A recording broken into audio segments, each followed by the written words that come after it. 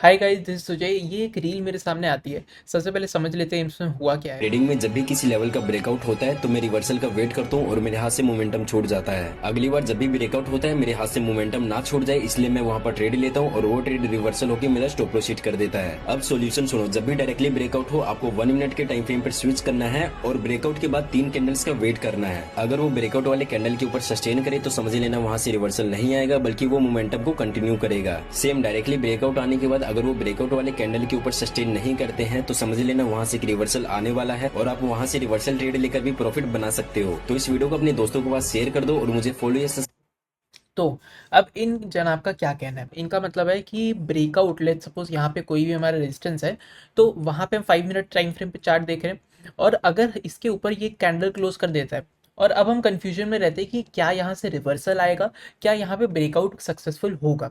तो ये कहते हैं कि इसका सोल्यूशन ये कि 5 मिनट टाइम फ्रेम का जब कैंडल क्लोज हो जाए इसके बाद हम 1 मिनट टाइम फ्रेम पे स्विच हो जाए और अगली तीन कैंडल 1 मिनट टाइम फ्रेम पे जो होंगे वो इस हाई के ऊपर सस्टेन करनी चाहिए। यानी कुछ कैंडल इस तरीके के बन जाए, जो भी है तीनों कैंडल इसके ऊपर सस्टेन करना चाहिए।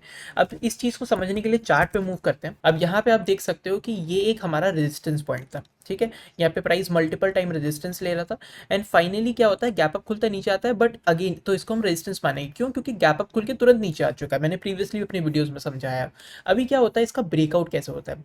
ये हमारा 5 मिनट्स का टाइम फ्रेम का चार्ट है, ठीक है। एंड सिमिलर तरीके से ये हमारा 1 मिनट टाइम फ्रेम का चार्ट है, सेम पैटर्न में। 5 मिनट टाइम फ्रेम पे ये कैंडल हमारी क्लोज करती है, तो हमारी जो 5 मिनट वाली टाइम फ्रेम वाली कैंडल है वो ये है। यहाँ पे ये कैंडल क्लोज कर देती है। ये जो पूरी एक कैंडल है ये वाली 5 मिनट टाइम फ्रेम वाली कैंडल है। तो अब क्या होता है कि उन्होंने बोला कि अगली तीन कैंडल इसके ऊपर सस्टेन करनी चाहिए। तो हमें देखने को मिल रहा है एग्जैक्टली यहाँ पे 3 से 4 कैंडल इसके ऊपर सस्टेन करता है एंड आगे टाइम में हमें देखने को मिल रहा है ये ब्रेकआउट सक्सेसफुल भी हो जाता है। तो यहाँ पे तो ये बिल्कुल ही सही निकलते हैं। लेकिन अब मैं आप लोगों को कुछ और एग्जांपल्स दिखाने वाला हूँ जहाँ पे सेम सिनेरियो नहीं होता है। यहाँ पे ये हमारा एक सेकंड एग्जांपल है। यहाँ पे हम देखेंगे तो प्राइस को अगेन यहाँ पे बहुत सारे रेजिस्टेंस है। इसका फर्स्ट ब्रेकआउट हमें क्या देखने को मिलता है कि प्राइस यहाँ से ऊपर जाता है। 5 मिनट टाइम फ्रेम पे दो दो कैंडल है एंड यहाँ पे तो हमें 1 मिनट टाइम फ्रेम पे स्विच करके में चेक करने की जरूरत भी नहीं है। मैं क्यों कह रहा हूँ ये चीज, पहली कैंडल इसके ऊपर क्लोज हुई, राइट। और ये वाली जो कैंडल है यहाँ पे कौन सी कैंडल है, तो यहाँ पे ये जो हमारे दो पूरा ये जो कैंडल दिख रहा है 1 मिनट टाइम फ्रेम पे, ये है यहाँ पे कैंडल 5 मिनट का। एक ये कैंडल, एक ये दूसरा कैंडल, ये दोनों ही एरिया है। अब यहाँ पे क्या देखने को मिल रहा है, क्लियरली जो हमारा 5 मिनट टाइम फ्रेम कैंडल यहाँ पे क्लोज हुआ है उसके बाद तीनों कैंडल इसके ऊपर अच्छे से क्लोज हुए हैं।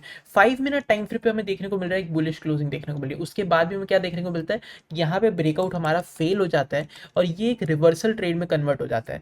तो इन जनाब के अकॉर्डिंग अगर यहाँ पे मैं ब्रेकआउट पे ट्रेड ले लेता और मैं कंफर्म भी कर लेता कि यार तीनों कैंडल ऊपर की ओर है और यहाँ पे ब्रेकआउट पे ट्रेड ले लेता, तो भी प्राइस यहाँ पे नीचे की ओर आ जाता और ये एग्जैक्टली सोल्यूशन नहीं है। ऐसी एक और एग्जांपल देखते हैं हम। अब यहाँ पे क्या देखने को मिल रहा है, फिर से यहाँ पे एक रेजिस्टेंस है, बहुत ही हेल्दी कैंडल यहाँ पे 5 मिनट टाइम फ्रेम पे क्लोज हुई है। यहाँ पे हमें क्या देखने को मिल रहा है कि इसके ऊपर अगली कैंडल इसके अंदर क्लोज हुई है, अगली कैंडल इसी रेंज के अंदर क्लोज हुई है, अगली कैंडल इसके ऊपर गई और नीचे जाके एक इन्वर्टेड हैमर में क्लोज हुई है। तो 1 मिनट टाइम फ्रेम पे बेसिकली अगर मैं देखता इतनी सारी कैंडल जो इसके अंदर क्लोज हुई है 5 मिनट में हमें देखने को मिल रहा है, तो इस हिसाब से तो ये ब्रेकआउट नहीं होना चाहिए। बट यहाँ पे ब्रेकआउट क्लियरली हमें सक्सेसफुल देखने को मिला है टूवर्ड्स मार्केट एंड। यहाँ पे प्राइस ऊपर से नीचे तक 150 पॉइंट के आसपास मूव कर चुका है। अब यहाँ पे मेरा क्या कहने का मतलब है, क्या इस चीज़ का कोई सोल्यूशन नहीं है? हाँ, इस चीज़ का सोल्यूशन है। मैं अभी इस चीज़ के बारे में बात करूंगा कि ये जो भी तरीका है कि हम क्या समझते हैं कि यार ब्रेकआउट हो रहा है, हमारा सबसे पहला एम होता है कि ब्रेकआउट हो रहा है कि ब्रेकआउट नहीं हो रहा है, हम इसको आइडेंटिफाई करने की कोशिश करते हैं। बट एक्चुअली में इसका कोई तरीका नहीं है। कुछ लोग कहते हैं कि यार वॉल्यूम एनालिसिस करो, और इन जनाब ने जैसे कि कहा कि 1 मिनट टाइम फ्रेम पे आ जाओ। कुछ लोग आरएसआई ढूंढते हैं, तो कुछ लोग अपना मूविंग एवरेज का सपोर्ट लेते हैं, बहुत सारी चीज़ होती है। लेकिन मैं आपको एक चीज़ क्लियरली कहता हूँ, कोई भी टेक्निकल इंडिकेटर, कोई भी टेक्निकल एनालिसिस ये आपको परफेक्टली नहीं बता सकता कि कब ब्रेकआउट सक्सेसफुल होगा या फिर कब वहां से रिवर्सल आएगा। तो अब इस चीज़ का सोल्यूशन क्या है? हाँ, तो इस भाई ने जो भी हमें बताया कि हमारा किस तरीके से हम आइडेंटिफाई करना है, इससे हो सकता है कि कुछ कुछ समय हम ब्रेकआउट कब हो रहा है और रिवर्सल कब हो रहा है ये तो आइडेंटिफाई कर लें, लेकिन प्रॉफिटेबल कभी नहीं हो पाएंगे। तो ट्रेडिंग में ना हमें ये नहीं इंपॉर्टेंट होता है कि हम क्या आइडेंटिफाई कर पा रहे हैं, क्या हम सही ट्रेड ले पा रहे हैं।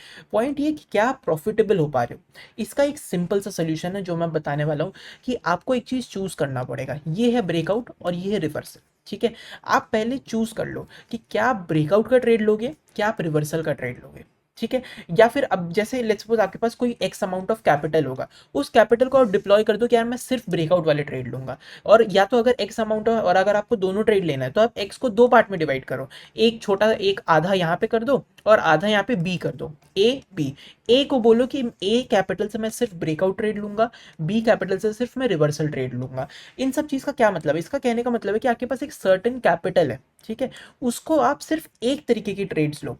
फॉर सपोज हम ब्रेकआउट की ट्रेड करेंगे, तो हम हर समय जब भी कैंडल क्लोज हुई 1 मिनट पे देखना नहीं, आरएसआई नहीं देखना, वॉल्यूम देना, कोई झंझट नहीं, सीधा एंट्री लो। आपका टारगेट मिला तो टारगेट 1:3 या फिर जो भी आपका अपना टारगेट रहता है, टारगेट मिला तो टारगेट, एसएल हुआ तो एसएल।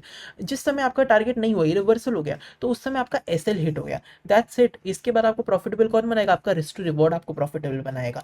आपको ये नहीं करना है कि आप सही रहो, द ओनली थिंग इज कि आपको ये समझना है कि आप हर बार ब्रेकआउट पे ट्रेड लो। ऐसा ना हो कि आज ब्रेकआउट पे ट्रेड ले रहे हो, कल रिवर्सल पे ट्रेड ले रहे हो, तो ऐसे तो जब ब्रेकआउट फेल होगा तब वहां पे भी आपको लॉस होगा और जब रिवर्सल फेल होगा तब वहां पे भी लॉस होगा। इसलिए हमेशा हमें एक ही कैपिटल से सेम काइंड ऑफ ट्रेड लेना है। अगर मैं हर बार रिवर्सल ट्रेड लूँ तो जब जब ब्रेकआउट होगा तब मेरा एसएल लगेगा, लेकिन जब जब एक्चुअल रिवर्सल होगा तब मेरा अच्छा प्रॉफिट हो सकता है। तो बेसिकली कहने का यही मतलब है कि आप कितनी चाहे वीडियोस देख लो, यहाँ पे ये जैसे सिखा रहे हैं कि मतलब ठीक है, अगर आपने सही बात बोली, बहुत सारे समय ये चीज़ काम भी करता है, बट द फैक्ट इज इससे आप प्रॉफिटेबल नहीं हो सकते। ये जितने लोगों ने यहाँ पे कमेंट करा है, ये क्या है कि इन्होंने रील देखी, यहाँ पे फैन है तो आपने कमेंट कर दिया, नो डाउट आप बनो फैन, अच्छी बात है, आप कमेंट करो, आप सपोर्ट कर रहे हो और ज़्यादा सपोर्ट है।